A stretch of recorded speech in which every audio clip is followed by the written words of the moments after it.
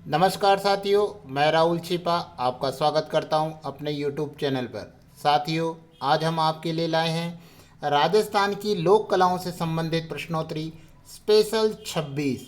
साथियों, इस प्रश्नोत्तरी के अंतर्गत राजस्थान की लोक कलाओं से संबंधित 26 प्रश्न हैं जो आगामी आने वाली प्रतियोगी परीक्षाओं के लिए महत्वपूर्ण हैं और किस प्रकार के प्रश्न प्रतियोगी परीक्षाओं में पूछे जाते हैं उससे संबंधित हैं। तो साथियों, आइए आज हम देखते हैं राजस्थान की लोक कलाएं से संबंधित प्रश्नोत्तरी स्पेशल 26।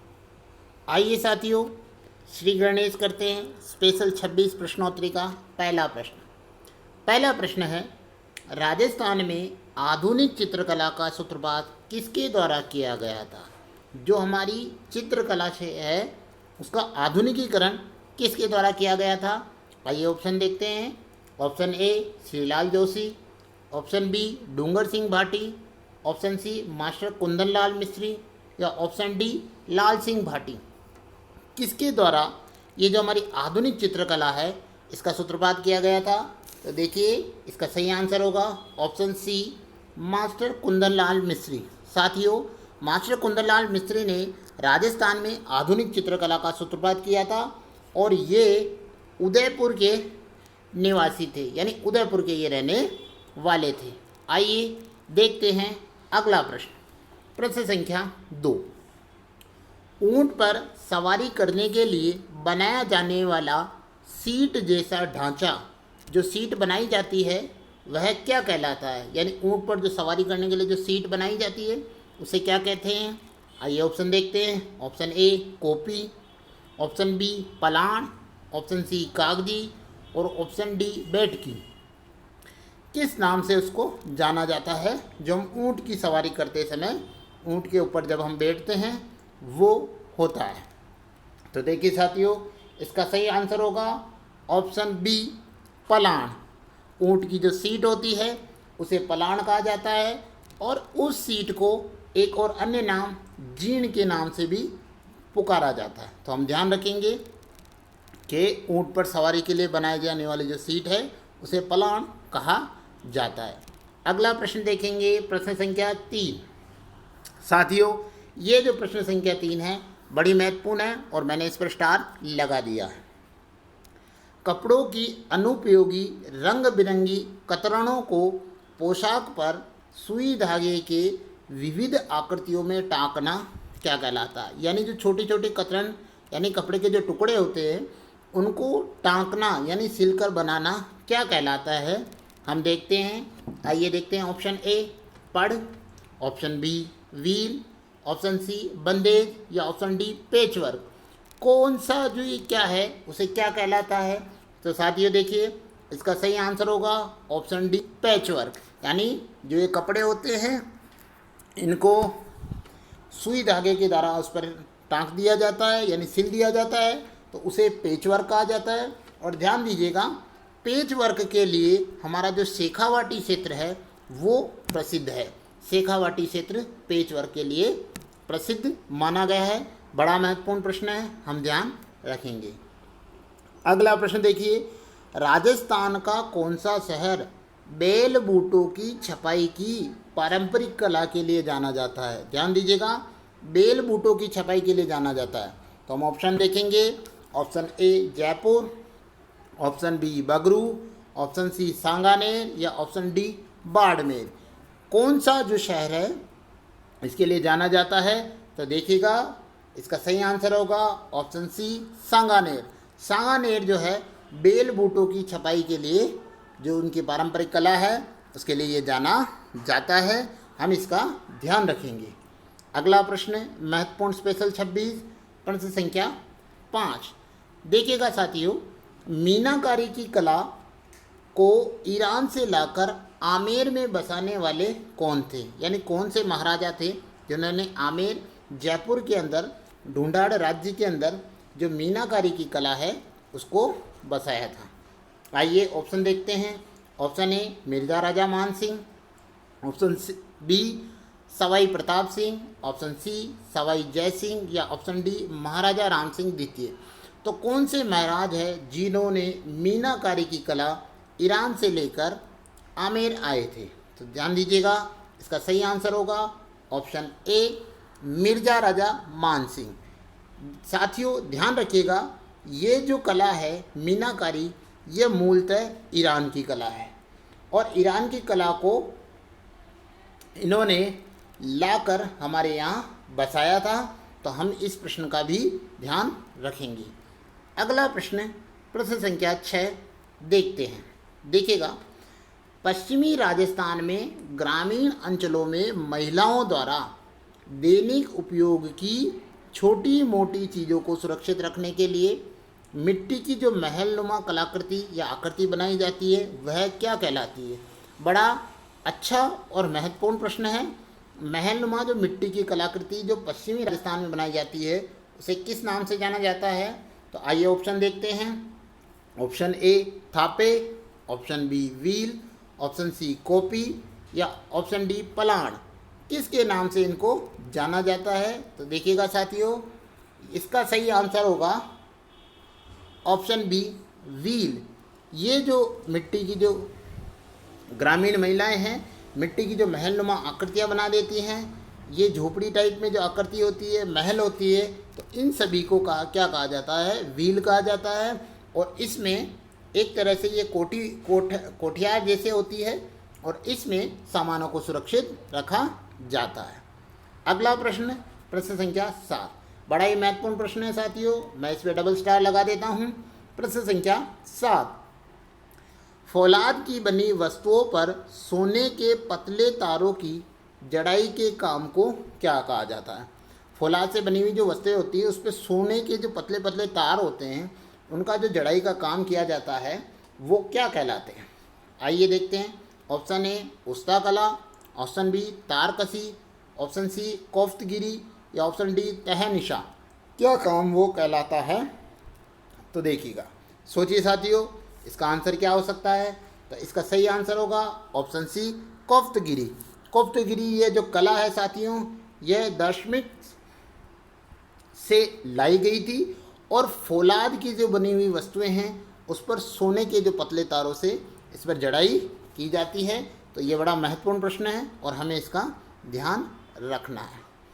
अगला प्रश्न देखते हैं, प्रश्न संख्या 8, नागौर जिले का बू गाँव, ये पुरानी भर्ती परीक्षाओं में भी आया हुआ है और बड़ा महत्वपूर्ण प्रश्न है। नागौर जिले का बू गाँव किस लिए प्रसिद्ध हुआ करता है, यानी किसके लिए ये प्रसिद्ध है? आइए ऑप्शन देखते हैं। ऑप्शन ए पेच वर्क के लिए, ऑप्शन बी मिट्टी के खिलौनों के लिए, ऑप्शन सी जूट पट्टी के लिए या ऑप्शन डी लोहे के औजारों के लिए। किस प्रकार के कार्य के लिए ये जो बू गाँव है प्रसिद्ध है? तो साथियों ध्यान दीजिएगा, इसका सही आंसर है ऑप्शन बी मिट्टी के जो खिलौने हैं इस गांव में बनाए जाते हैं और ये नागौर जिले का जो गांव है बड़ा ही मिट्टी के खिलौने बनाने के लिए प्रसिद्ध है। अगला प्रश्न देखते हैं, प्रश्न संख्या 9। देखिएगा साथियों, प्रश्न संख्या 9 क्या कहता है? प्रश्न संख्या 9 कह रहा है कि राजस्थान का वह कौन सा स्थान है जो मृदा शिल्प के लिए विख्यात है, यानी मिट्टी का जो शिल्प है, कलाकृतियाँ हैं, उसके लिए विख्यात माना जाता है। तो देखिएगा, ऑप्शन देखते हैं। Option A Molela, option B Kaithun, option C Sanganer या ऑप्शन डी कुचामन। इन चारों में से कौन सा वो हो सकता है?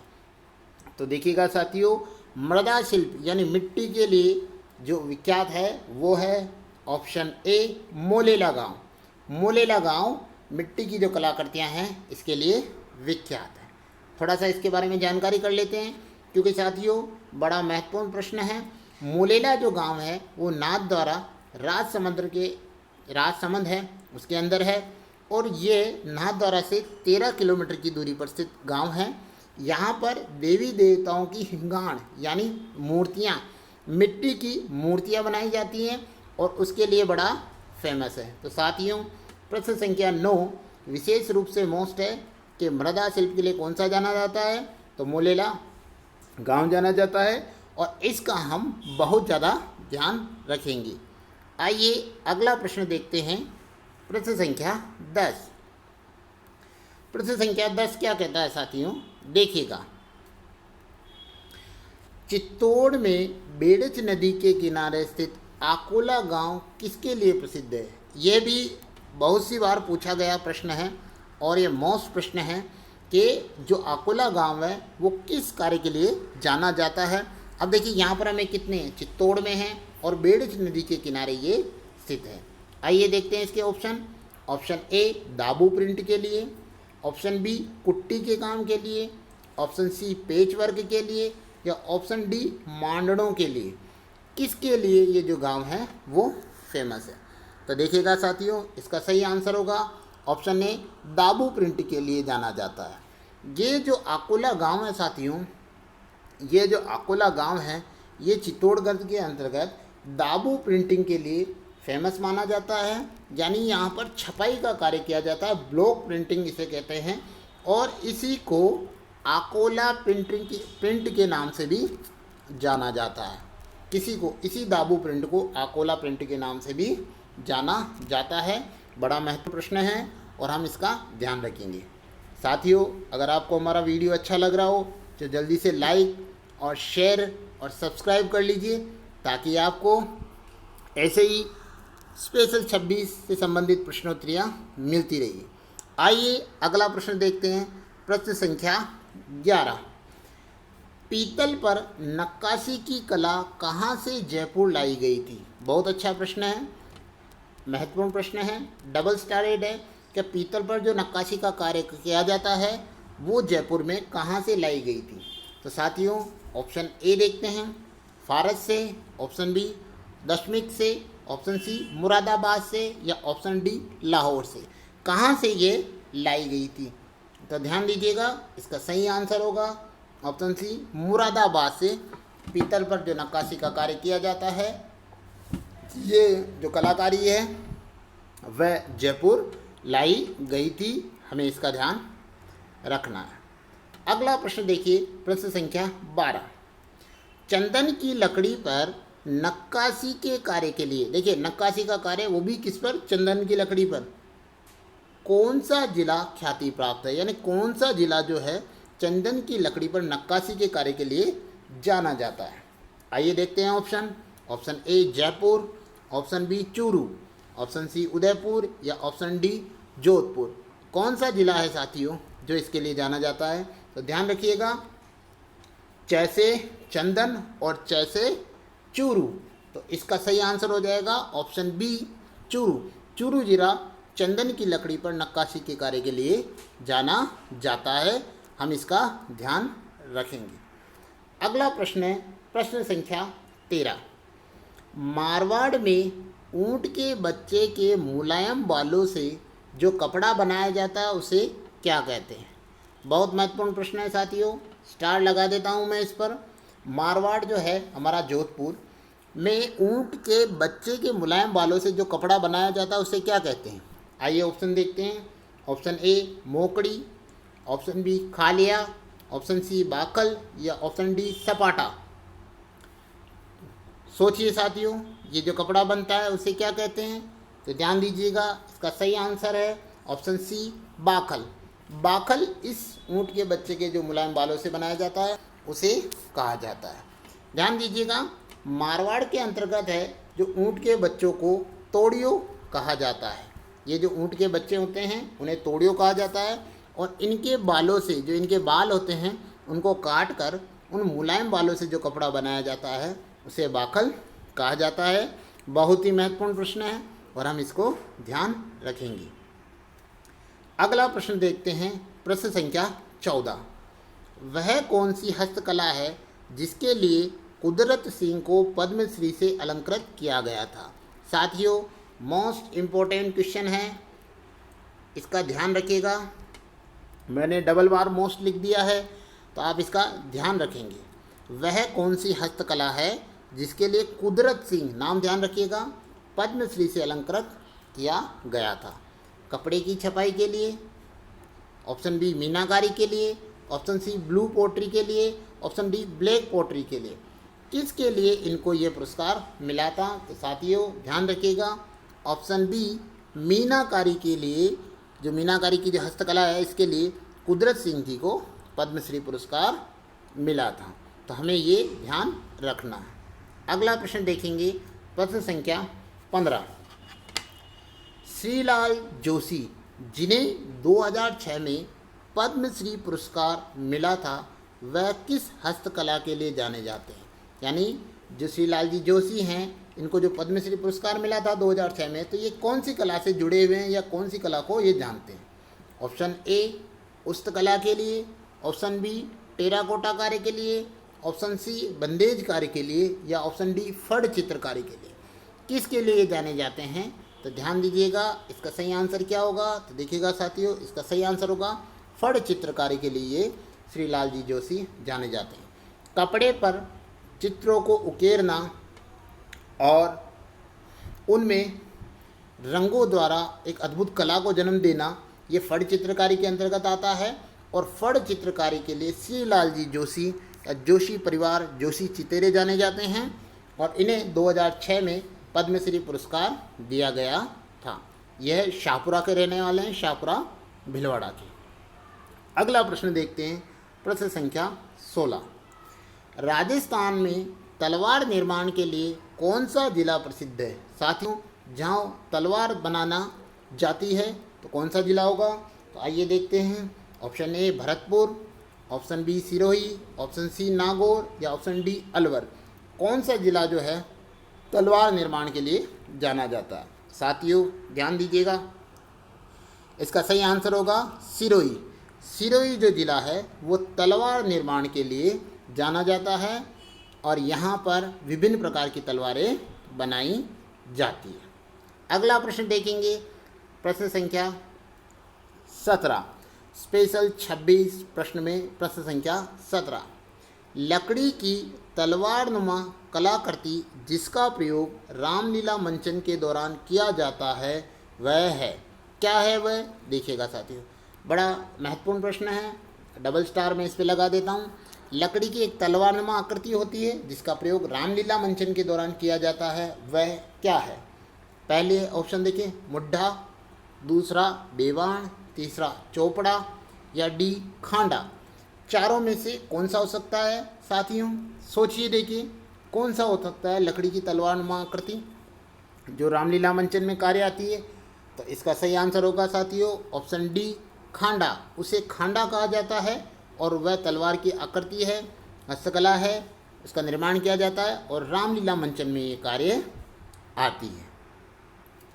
अगला प्रश्न देखते हैं, प्रश्न संख्या 18।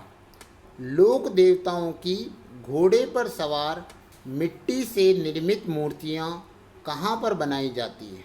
ध्यान दीजिएगा साथियों, वेरी इम्पोर्टेंट प्रश्न है, इम्पोर्टेंट और उससे भी ये ज़्यादा मोस्ट है। लोक देवताओं की घोड़े पर सवार मिट्टी से निर्मित मूर्तियाँ कहाँ पर बनाई जाती है? तो ध्यान दीजिएगा, ऑप्शन देखते हैं अपन। ऑप्शन ए जोधपुर में, ऑप्शन बी बीकानेर में, ऑप्शन सी जालौर में, या ऑप्शन डी कोटा में। कहाँ पर ये मूर्तियाँ बनाई जाती हैं? साथियों ध्यान दीजिएगा, ऑप्शन सी इसका सही आंसर है, जालौर में। लोक देवताओं की घोड़े पर सवार जो मिट्टी की मूर्तियाँ हैं वो जालौर में बनाई जाती है, हम इसका ध्यान रखेंगे। तो आइए अगला प्रश्न देखते हैं साथियों, इसके बारे में थोड़ा सा जान लेते हैं। उससे पहले देखिएगा, मामा जी के घोड़े कहा जाता है इनको। साथियों ध्यान दीजिएगा, जालौर में है और जालौर में इनको मामा जी के घोड़े कहा जाता है। और ये कौन से गांव में है? तो हरजी ग्राम जालौर में इनको बनाया जाता है, वो हमें थोड़ा सा ध्यान रखना है। साथियों प्रश्न बड़ा महत्वपूर्ण है। लोक देवताओं की घोड़े पर सवार मिट्टी से निर्मित मूर्तियाँ, जिला पूछे तो हमें जालौर बताना है, और स्थान पूछे तो क्या है? हरजी ग्राम जालौर। और इनको एक और नाम से जाना जाता है, मामा जी के घोड़े के नाम से भी इनको जाना जाता है। प्रश्न संख्या 19। मेरिनो ऊन से तैयार किए गए पट्टू, बरडी, शॉल और लोइयो हेतु प्रसिद्ध जिला कौन सा है? यानी इनको बनाने के लिए जो है फेमस जिला कौन सा है? आइए ऑप्शन देखते हैं। Option A Jaisalmer, option B Tonk, option C Bikaner, या ऑप्शन डी जोधपुर। कौन सा जिला ऐसा है जो मेरिनो ऊन से तैयार किए गए पट्टू, बर्डी, शॉल और लोइयों के हेतु प्रसिद्ध माना जाता है? तो साथियों इसका सही आंसर होगा ऑप्शन ए जैसलमेर जिला। जैसलमेर जिले में इस हस्तकला का निर्माण किया जाता है। अगला प्रश्न देखते हैं, स्पेशल 26 प्रश्न 20। नाथद्वारा में श्री कृष्ण की प्रतिमा के पीछे दीवार को कपड़े से ढककर उस पर कृष्ण की विविध लीलाओं का जो चित्रण किया जाता है वह कला कौन सी है? साथियों यह बड़ा महत्वपूर्ण प्रश्न है और राजस्थान की आने वाली सभी प्रतियोगी परीक्षाओं में किसी से किसी न किसी में ये पूछा जाता है। पुरानी परीक्षाओं में भी ये पूछा जा चुका है। तो नाथद्वारा में जो श्री कृष्ण भगवान हैं उनकी प्रतिमा के पीछे दीवारों पर कपड़े से ढककर जो बनाया जाता है वो क्या कहलाता है? तो देखते हैं ऑप्शन ए पड़ चित्रण, ऑप्शन बी पिछवाई कला, ऑप्शन सी कावड़ कला या ऑप्शन डी दाबू कला। कौन सी कला कहलाता है? तो साथियों देखिएगा इसका सही आंसर है ऑप्शन बी पिछवाई कला। पिछवाइयों के लिए जो तो साथियों यह पिछवाई कला जो है इसके लिए ये जाना जाता है। अगला प्रश्न देखते हैं, प्रश्न संख्या 21। निम्न में से कौन सा जोड़ा सुमेलित नहीं है? इस प्रकार के प्रश्न भी पूछे जा सकते हैं परीक्षा में। तो आइए देखते हैं ऑप्शन ए बादला जयपुर, ऑप्शन बी मसूरिया साड़ी जोधपुर, ऑप्शन सी नमदा कोटा या option D ajrakh print Barmer. हमें यहाँ पर दोनों प्रकार के प्रश्न पूछे जा सकते हैं, सुमेलित जोड़ा और जो सुमेलित नहीं है यानी अलग है वो भी पूछा जा सकता है। तो देखिएगा इन चारों में से कौन सा आंसर होगा? तो देखिएगा इसका सही आंसर होगा option D ajrakh print Barmer में। यानी सही सुमेलित है कि अजरक प्रिंट का कहाँ की फेमस है हस्तकला? तो बाड़मेर की फेमस है, हमें ध्यान रखना है। बाकी के बारे में भी देख लेते हैं। बादला जो है जोधपुर में बनाया जाता है। ये एक बोतल होती है जिसमें पानी ठंडा रखा जाता है, उसके लिए फेमस है। मसूरिया साड़ी के लिए कोटा फेमस है और नमदों के निर्माण के लिए टोंक जिला जो है वो फेमस है। ऐसे प्रश्नों को भी हमें ध्यान रखना है। अगला प्रश्न देखेंगे साथियों, प्रश्न संख्या 22। देखिए, किसे 1974 में ब्लू पोट्रीज के लिए पद्मश्री पुरस्कार दिया गया था? यानी कौन ऐसे हैं जिनको ब्लू पोट्री के लिए ये पुरस्कार दिया गया था? ब्लू पोट्री कार्य जो हस्तकला है उसके लिए पुरस्कार दिया गया था, पद्मश्री पुरस्कार। Option A Arjun Prajapati, option B Kripal Singh Shekhawat, option C Bhur Singh Shekhawat या ऑप्शन डी कुदरत सिंह। यानी किन को यह पुरस्कार दिया गया था साथियों? तो ध्यान दीजिएगा, बड़े फेमस है ये और इसका सही आंसर होगा ऑप्शन बी कृपाल सिंह शेखावत को ब्लू पोट्रीज कार्य के लिए 1974 में 1974 में पद्मश्री पुरस्कार दिया गया था। आइए इनके बारे में जान लेते हैं। ये जो ब्लू पोट्रीज का कार्य है जयपुर में किया जाता है और इसका जन्म यानी ये कहाँ से है? पर्शिया ईरान से है और वहाँ से जयपुर लाई गई है। और इसके लिए पद्मश्री पुरस्कार कृपाल सिंह जी शेखावत को 1974 में दिया गया था। आप सीकर जिले के रहने वाले हैं। साथियों यह भी बड़ा महत्वपूर्ण प्रश्न है, तो हमें इस प्रश्न का भी ध्यान रखना है। अगला प्रश्न देखते हैं, प्रश्न संख्या 23। राजस्थान में थेवा कला का संबंध किस जिले से है? बड़ा फेमस प्रश्न है और बहुत सी बार आ चुका है साथियों। थेवा कला कहाँ से संबंधित है? तो देखिएगा ऑप्शन ए बीकानेर से, ऑप्शन बी जैसलमेर से, ऑप्शन सी प्रतापगढ़ से या ऑप्शन डी कोटा से। किस जिले से ये संबंधित है? तो ध्यान रखिएगा साथियों, इसका सही आंसर होगा ऑप्शन सी प्रतापगढ़ जिले से। यह जो थेवा कला है राज सोनी परिवार इसके लिए फेमस है और प्रतापगढ़ जिले के लिए जानी जाती है। इसका हम ध्यान रखेंगे। अगला प्रश्न, प्रश्न संख्या 24। लकड़ी का नक्काशीदार फर्नीचर कहाँ बनाया जाता है? लकड़ी का नक्काशीदार जो फर्नीचर है कहाँ बनाया जाता है? ऑप्शन देख लेते हैं। ऑप्शन ए बाड़मेर में, ऑप्शन बी चित्तौड़गढ़ में, ऑप्शन सी बीकानेर में या ऑप्शन डी अजमेर में कौन से ज़िले के लिए फर्नीचर ये बनाया जाता है? तो साथियों देखिए इसका सही आंसर होगा ऑप्शन ए बाड़मेर में, यानी लकड़ी का नक्काशीदार फर्नीचर के लिए जो फेमस है वो बाड़मेर ज़िला है, हमें ये ध्यान रखना। चलिए साथियों देखते हैं 25वां प्रश्न। 25वां प्रश्न है बीकानेर ज़िला निम्न में से किसके लिए प्रसिद्ध है, यानी किस कार्य के लिए, किस हस्तकला के लिए वो प्रसिद्ध माना गया है? तो आइए ऑप्शन देखते हैं। ऑप्शन ए खेस, ऑप्शन बी रमकड़ा, ऑप्शन सी मलीर प्रिंट के लिए, या ऑप्शन डी मोटड़े के लिए। किसके लिए बीकानेर को फेमस माना गया? तो देखिएगा साथियों इसका सही आंसर होगा ऑप्शन डी मोटड़े। मोटड़े निर्माण के लिए बीकानेर ज़िला माना जाता है, ये इसके लिए प्रसिद्ध है, हमें ध्यान रखना है। अगला प्रश्न देखेंगे स्पेशल 26 का प्रश्न संख्या 26। सूंगनी नस्वार के लिए कौन सा स्थान जाना जाता है, यानी कौन सा स्थान सूंगनी नस्वार के लिए प्रसिद्ध है इस हस्तकला के लिए? तो आइए ऑप्शन देखते हैं। Option A Pokhran, option B Jhotwara, option C Beawar, या ऑप्शन डी टांकला। कौन सा स्थान है जो इसके लिए फेमस माना गया है? तो देखिएगा साथियों इसका सही आंसर होगा ऑप्शन सी ब्यावर।